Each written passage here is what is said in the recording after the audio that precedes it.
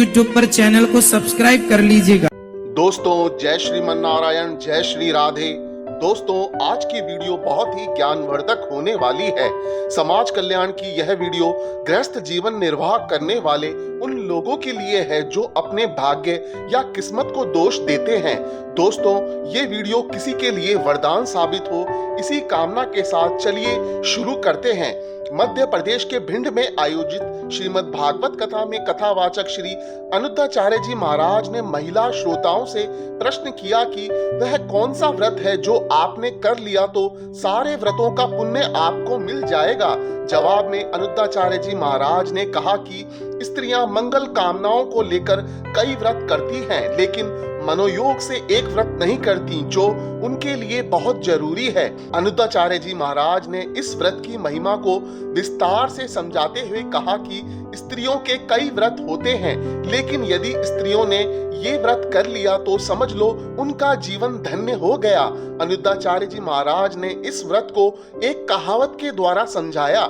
जिस तरह हाथी के पांव में सबके पांव आ जाते हैं, ठीक उसी तरह स्त्रियों ने यह व्रत कर लिया तो न केवल उनका जीवन खुशहाल होगा बल्कि उनकी सभी मनोकामनाएं पूरी होंगी। कहने का मतलब है कि आपने कई व्रत कर लिए और यह व्रत नहीं किया तो सारे व्रत बेकार हैं। दोस्तों इस व्रत के बारे में जानने से पहले यदि आपने हमारा चैनल सब्सक्राइब नहीं किया है तो सब्सक्राइब जरूर कर लें और वीडियो को लाइक करके कमेंट बॉक्स में जय श्रीमन नारायण, जय श्री राधे जरूर लिख दें। अनुद्धाचार्य जी महाराज ने उस व्रत का नाम पातिव्रत बताया जिसमें सारे व्रत का पुण्य मिल जाता है, इसीलिए पत्नी को पातिव्रत अर्थात पतिव्रत रहना चाहिए। अनुद्धाचार्य जी महाराज ने कहा कि माता अनुसुईया का उदाहरण देते हुए कहा कि माता अनुसुईया ने पातिव्रत के बल पर ही भगवान ब्रह्मा, विष्णु और महेश को बच्चा बना दिया था। अनुद्धाचार्य जी महाराज ने आगे पातिव्रत का अर्थात और इसकी महिमा को विस्तार से श्रोताओं को समझाते हुए कहा कि जो पत्नी अपने पति को परमेश्वर माने, अपने पति के सिवा पराये पुरुष का सपने में भी चिंतन व स्पर्श ना करे, वह नारी सदा पतिव्रता कहलाती है, वो पातिव्रत है। उन्होंने कहा कि पत्नी को पतिव्रत धर्म का पालन करना चाहिए। इसके साथ ही अनुद्धाचार्य जी महाराज ने वहां मौजूद पुरुष श्रोताओं को भी नसीहत दी कि आपको भी पत्नीव्रता होना चाहिए। उन्होंने कहा कि जो अपनी पत्नी के अतिरिक्त संसार की हर स्त्री को माँ, बहन, बेटी की दृष्टि से देखे, गलत भाव से स्पर्श ना करे और स्वप्न में भी पराई स्त्री का चिंतन ना करे, वह पुरुष पत्नीव्रता पुरुष होता है। ऐसे पुरुष का लोक परलोक में कल्याण होता है। अनुद्धाचार्य जी महाराज ने पतिव्रता व पत्नीव्रता का उदाहरण भगवान राम और माता सीता को बताया। उन्होंने कहा कि पति के बिना स्त्रियों का संसार अधूरा है, इसीलिए आप अपने पति का सम्मान किया करो। उन्होंने कहा कि यदि भगवान पत्थर से प्रकट हो सकते हैं तो पति से भी प्रकट हो सकते हैं, इसीलिए नारी को पति में ही भगवान के दर्शन करने चाहिए। अपने पति को ही भगवान ब्रह्मा, विष्णु, महेश मानना चाहिए। अनुद्धाचार्य जी महाराज ने कहा कि पतिव्रता स्त्री को किसी की आराधना करने की जरूरत नहीं है। उन्होंने कहा कि जो नारी पतिव्रता है स्वयं भगवान उसकी आराधना करते हैं। अनुद्धाचार्य जी महाराज ने कहा कि आप पतिव्रता बनो तो सही। उन्होंने कहा कि आप किसी चीज को पाने के लिए जप करती हैं, तप करती हैं और न जाने कितने व्रत पूजा पाठ करती हैं, लेकिन यदि आपने अपने पति की सेवा कर ली तो आपको सब कुछ मिल जाएगा जो आपने सोचा भी नहीं था। दोस्तों आगे बढ़ने से पहले यदि अभी तक आपने वीडियो को लाइक नहीं किया है तो लाइक जरूर कर दें। अनुद्धाचार्य जी महाराज ने आगे कहा कि यह पति पत्नी का रिश्ता है ही ऐसा कि भगवान राम और भगवान कृष्ण इन रिश्तों में बंधे, महान संत वशिष्ठ जी इन रिश्तों में बंधे और उन्होंने विवाह किया।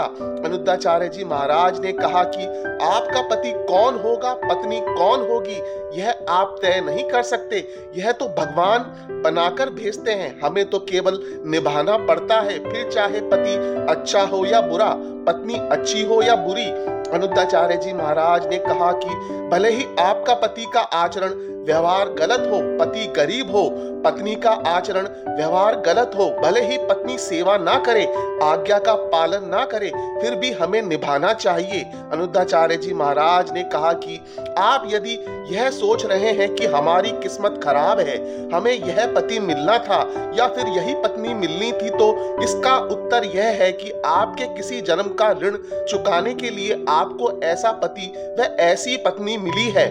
पति जैसा भी हो, पत्नी जैसी भी हो, उसे समझाओ और उसे सही राह पर लाओ और इस दिशा में निरंतर प्रयास करते रहो। और फिर भी ना समझे तो भगवान की यही इच्छा समझकर सब ईश्वर पे छोड़ दो और पति के द्वारा जितना दुख मिले, पत्नी के द्वारा जितना दुख मिले, उसे अपना भाग्य समझकर स्वीकार कर लो। अनुद्धाचार्य जी महाराज ने कहा कि अपनी किस्मत को दोष बिल्कुल भी ना दो, क्योंकि भीष्म पितामह और भगवान राम ने भी अपने अपने कर्मों का दुख भोगा है।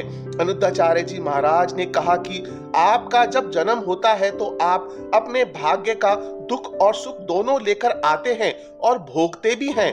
इसीलिए पति पत्नी कैसे भी हों, उन्हें भगवान का आशीर्वाद समझकर निभाओ। अनुद्धाचार्य जी महाराज ने कहा कि कोई न काहू को सुख दुख कर दाता, निज कृत कर्म भोग सब भ्राता। अर्थात इस संसार में कोई किसी को सुख या दुख नहीं देता। प्रत्येक प्राणी अपने कर्मों का फल दुख या सुख के रूप में प्राप्त करता है। इसीलिए आपको सुख मिले या दुख, उसे खुशी खुशी स्वीकार करें, क्योंकि जो आपको मिला है या मिल रहा है वह आपके कर्मों का दंड है।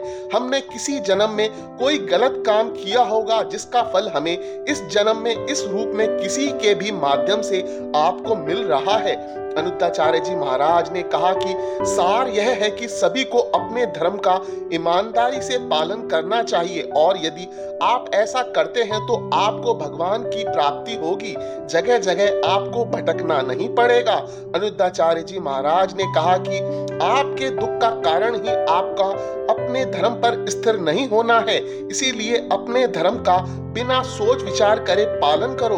तो दोस्तों, श्री अनुद्धाचार्य जी महाराज द्वारा बताई गई जानकारी आपको हमारे माध्यम से कैसी लगी? यदि आपको जानकारी अच्छी लगी हो तो कमेंट बॉक्स में जय श्रीमन नारायण, जय श्री राधे लिखकर वीडियो को लाइक और शेयर जरूर कर दें। धन्यवाद।